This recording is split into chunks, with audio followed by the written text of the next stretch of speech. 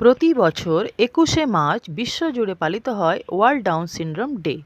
এই দিনটি বেছে নেওয়ার কারণও খুব সুন্দর। ডাউন সিনড্রোমে ২১ নম্বর ক্রোমোজোমটি ৩টি থাকে, তাই ৩/২১ তারিখটি প্রতীকীভাবে বেছে নেওয়া হয়েছে।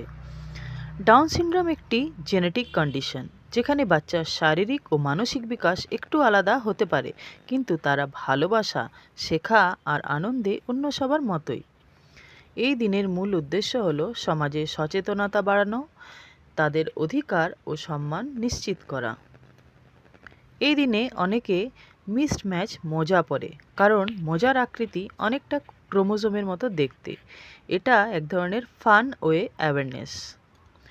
ডাউন সিনড্রোম কোনো লিমিটেশন না, এটা শুধু ডিফারেন্ট ওয়ে অফ বিং। তারাও সব কিছু শিখতে, কাজ করতে, ভালোবাসতে এবং নিজের স্বপ্ন পূরণ করতে পারে।